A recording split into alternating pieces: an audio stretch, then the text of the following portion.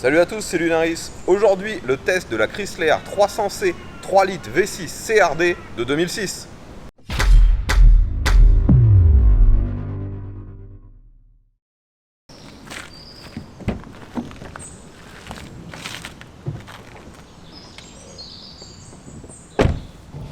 Donc les amis, aujourd'hui de nouveau le test d'une grosse berline diesel.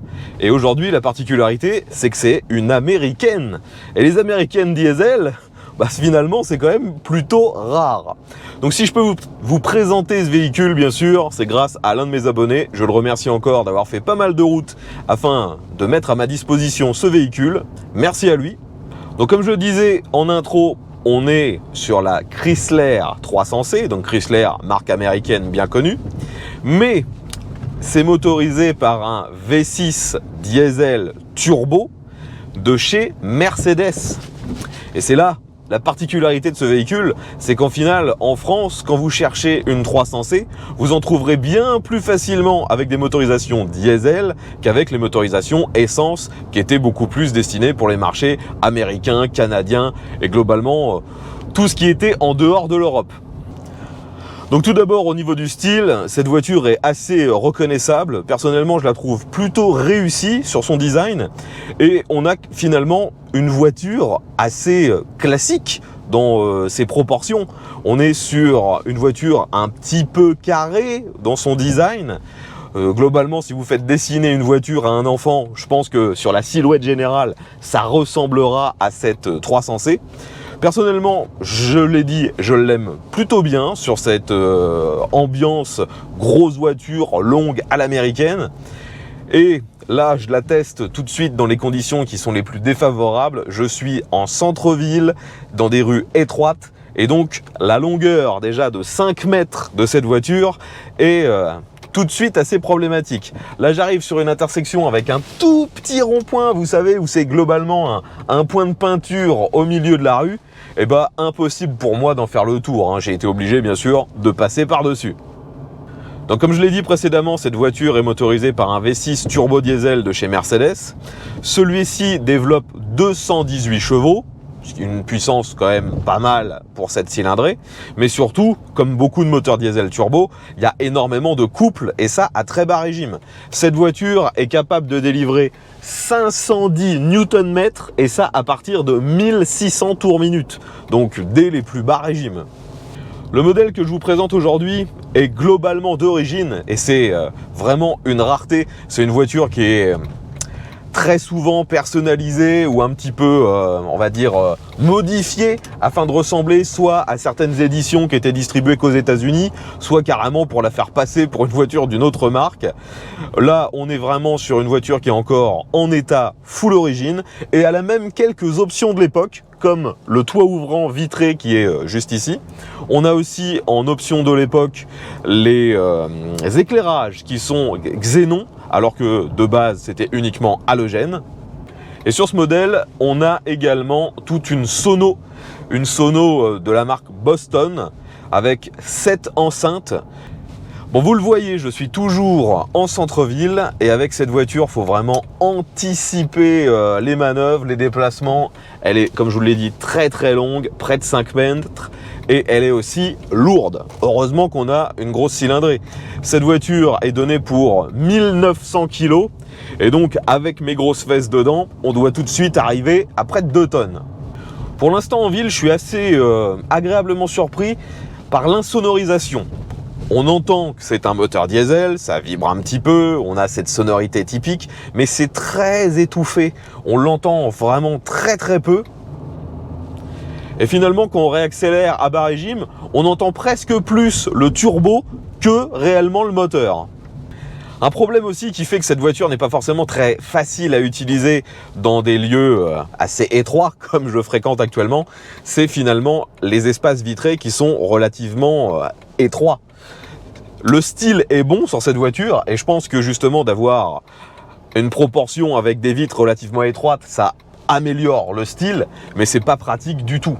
Il y a aussi des montants qui sont assez larges à l'avant, sur les côtés et même à l'arrière, donc tout ça, ça me crée des angles morts.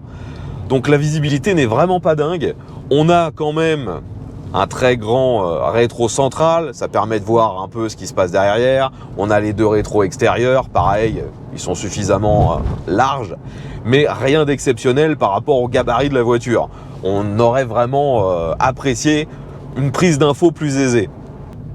Bon, je pense que vous l'aurez compris au vu du look de la voiture, on n'est pas du tout sur une voiture avec des prétentions sportives, même si elle est imposante, un peu musculeuse, surtout si vous la voyez en finition noire, je trouve que ça renforce ce côté un peu massif, moi j'aime beaucoup, mais c'est pas une voiture construite pour la performance, plutôt pour le confort. Et dès qu'on se met à l'intérieur, que ce soit en tant que passager ou du conducteur, eh bien on est tout de suite très bien accueilli. Les sièges sont assez mous, on s'enfonce dedans comme dans un bon fauteuil. Franchement, c'est très très agréable. Par contre, c'est vrai que il n'y a pas réellement de maintien. Là, déjà, je roule à faible vitesse et je sens bien que le siège est assez glissant et les renforts sont pas ultra hauts. On verra ce que ça donne en véritable utilisation en virage à haute vitesse plus tard, mais pour l'instant, ça me semble déjà très glissant. Toute la sellerie dans ce véhicule est grise, un gris un petit peu clair, et ça permet de rajouter de la luminosité dans l'habitacle. Ça, perso, j'adore. Je préfère largement une finition gris clair comme ici que les finitions très noires qu'on a sur la plupart des concurrentes allemandes à cette voiture. Donc la finition est identique à l'avant, à l'arrière, et on a même le ciel de toit qui est dans la même couleur. Ça apporte vraiment de la luminosité, sans compter bien sûr sur ce toit ouvrant qui lui est vraiment parfait pour ramener un peu de lumière. Donc je vous disais tout à l'heure que l'insonorisation pour le bruit moteur est plutôt bonne. Par contre, je suis assez déçu, ça renvoie beaucoup le bruit des défauts de la route. Lorsque je passe sur une déformation, un tout petit dodane, enfin une bosse, tout de suite les suspensions renvoient quand même pas mal de bruit à l'intérieur de l'habitacle. Je ne sais pas si c'est parce que le matériel est un peu vieux ou si c'est comme ça d'origine, mais actuellement, il y a beaucoup de ces petits bruits parasites qui remontent. Les amis, comme d'habitude, je vais utiliser cette route afin de tester l'accélération de ce modèle. Donc je rappelle qu'on est sur une grosse machine, plus d'1,9 tonne, motorisée par un V6 turbo diesel de 218 chevaux. Tout ça est couplé à une boîte automatique à 5 rapports, et comme d'habitude lors de tests de voitures automatiques, je vais me contenter de mettre pied au plancher. Il y a un mode manuel pour forcer le passage des vitesses, mais je ne l'utiliserai pas. Il faut bien garder en tête que lorsqu'on roule normalement avec ce genre de voiture, on n'utilise quasiment jamais le mode manuel. Donc on est parti, voyons comment ça accélère. Je vous dirai bien sûr à quel moment j'arrive à 100 km/h.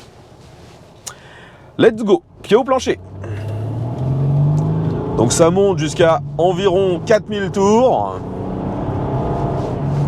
Et 100. Maintenant, je ralentis. Donc je freine assez fort. Alors, le frein est suffisant. Ça ralentit. On n'a pas une contrainte énorme à s'arrêter.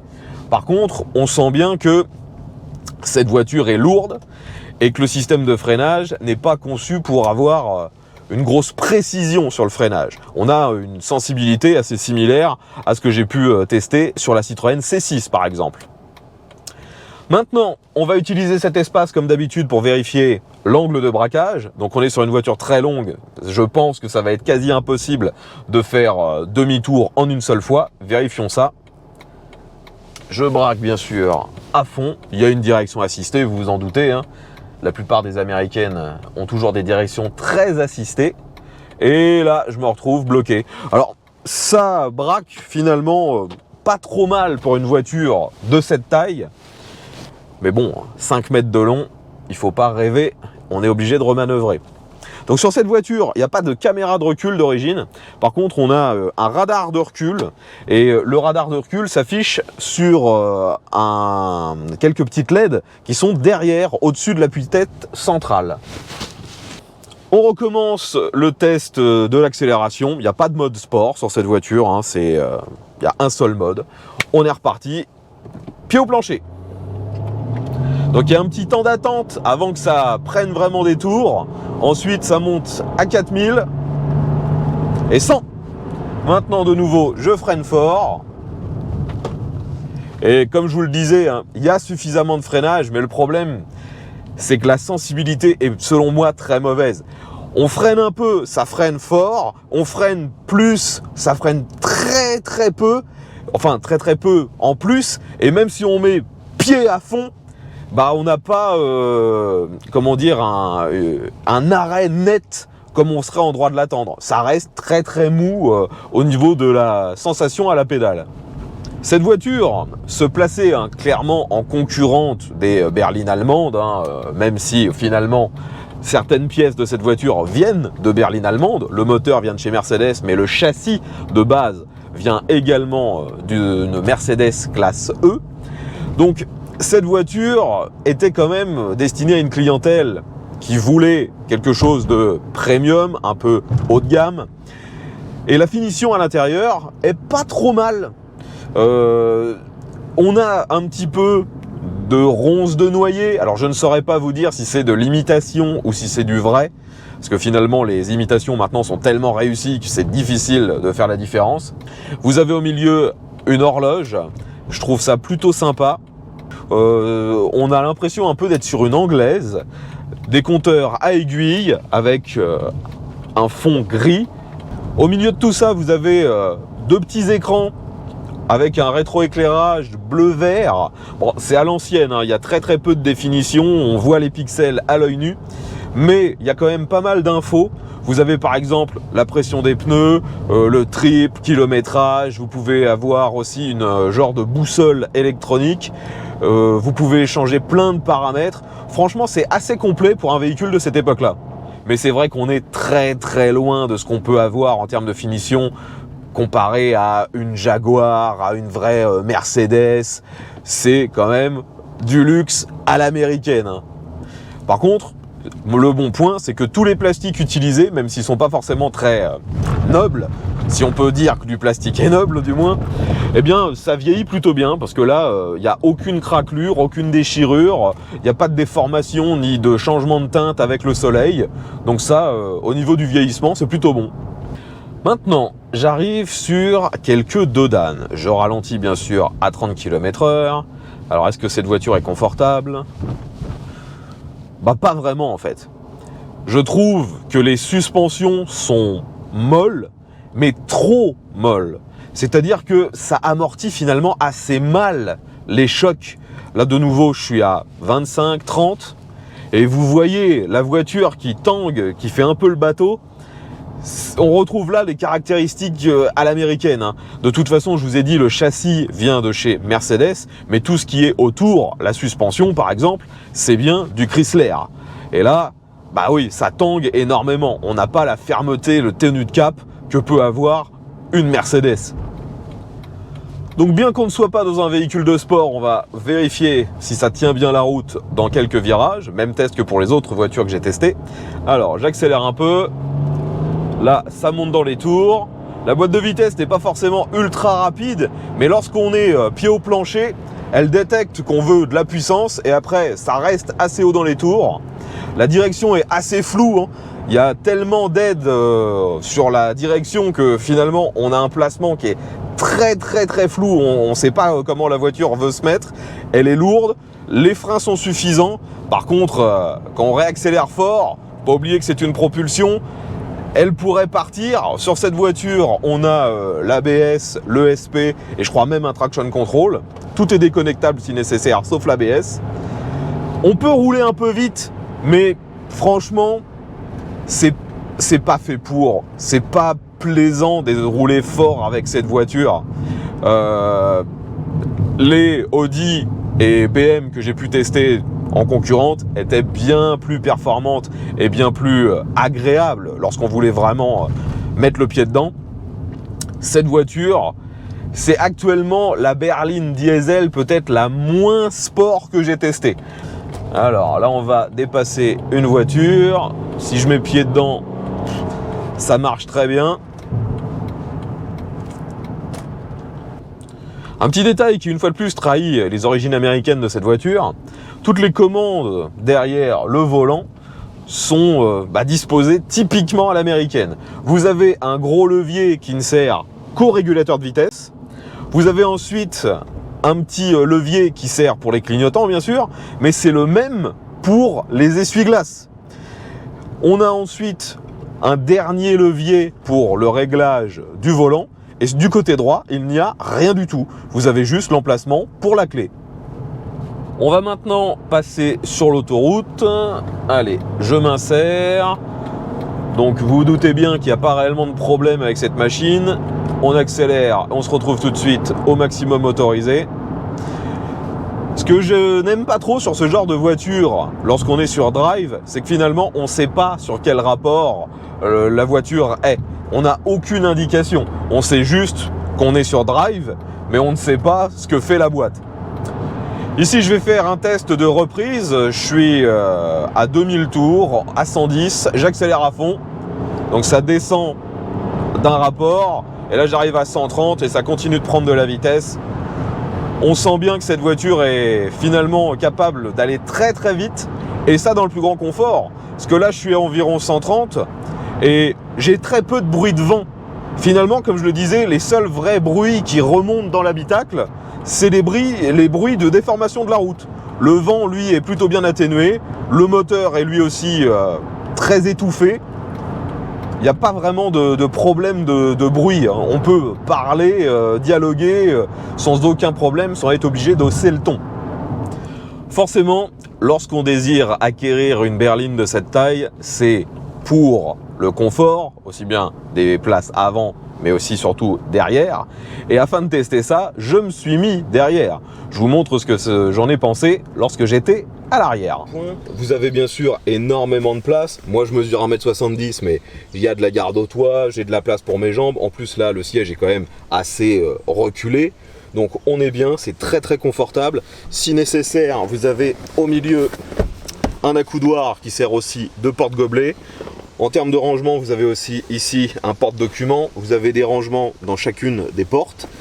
Et c'est à peu près tout. Vitre électrique, bien sûr. De quoi se tenir si nécessaire. Un petit crochet pour mettre vos vêtements si nécessaire. Et en aération, vous avez uniquement les deux ici. Mais il n'y a pas de contrôle de la clim depuis l'arrière. L'autre paramètre important sur ce genre de grande berline, c'est bien sûr les rangements.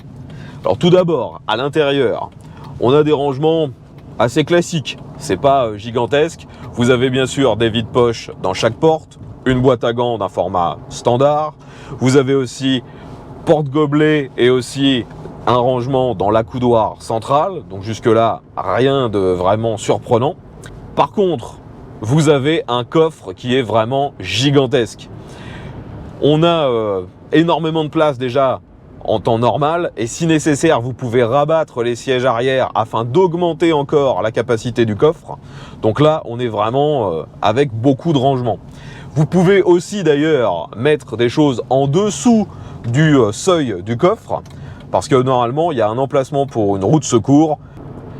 Petite particularité une fois de plus qui prouve l'origine américaine de cette voiture, dans le coffre, vous avez une petite manette qui permet de pouvoir ouvrir le coffre de l'intérieur. Ça, c'est une réglementation américaine qui oblige ça pour qu'on ne puisse pas enlever quelqu'un et le mettre dans le coffre et qu'il soit enfermé.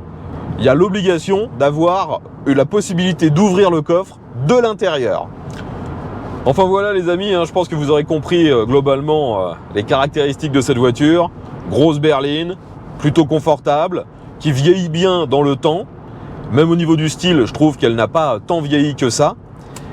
Et l'avantage, c'est que maintenant, on peut trouver cette voiture en bon état pour un tarif relativement intéressant. La voiture que je teste aujourd'hui a un peu moins de 300 000 km. Un modèle qui serait kilométré comme ça vaut 5-6 000 euros en fonction de l'état, des options. Si vous cherchez un modèle avec beaucoup moins de kilomètres, qui aurait 100-150 000, ça vaut dans les 7-8 000 euros, peut-être un peu plus cher s'il y a un historique complet de l'entretien. Mais c'est pas une voiture qui vaut une fortune actuellement au vu des prestations qu'elle est capable de donner. Car l'avantage d'avoir cette grosse berline avec un moteur diesel, c'est finalement une consommation assez faible par rapport au poids de la voiture. Elle est puissante, elle est lourde, et on a quand même une consommation qui est limitée à environ 8,5 litres. À l'époque, cette voiture était aussi distribuée avec des motorisations essence, aussi bien en V6 qu'en V8, et en V8, vous pouvez doubler facilement la consommation. À savoir que vous pouvez trouver aussi cette voiture en finition break, ce qui lui donne un côté encore plus énorme visuellement, bien qu'elle fasse exactement la même longueur. Enfin voilà les amis, je pense maintenant avoir fait le tour des caractéristiques de cette Chrysler 300C de 2006. Si vous avez des questions, l'espace commentaire est là pour ça. Si vous avez possédé ou si vous possédez encore cette voiture, que ce soit avec cette motorisation ou avec une des autres, n'hésitez pas à nous donner votre retour d'expérience, ce sera grandement apprécié. Cette voiture a connu quand même un petit succès à l'époque de sa commercialisation, mais il est vrai que maintenant on en croise plus tant que ça sur nos routes. De nouveau, je remercie le propriétaire de cette grosse berline d'être venu jusqu'ici afin que je puisse vous la présenter. C'était super sympa de sa part. Et je reprécise que l'ensemble des tests sur ma chaîne sont toujours faits en collaboration avec mes abonnés. Donc si comme lui, vous disposez d'un véhicule que vous aimeriez me voir tester en vidéo, que ce soit voiture ou moto d'ailleurs, eh bien contactez-moi. Tous les moyens de le faire sont dans la description. Je rappelle que mon lieu de tournage se situe en Normandie, près de Rouen. Si vous avez apprécié ce test, n'oubliez pas de mettre un petit pouce vers le haut, de partager la vidéo sur les réseaux sociaux, de vous abonner, comme ça on se retrouvera très bientôt pour un nouveau test. Et à tous!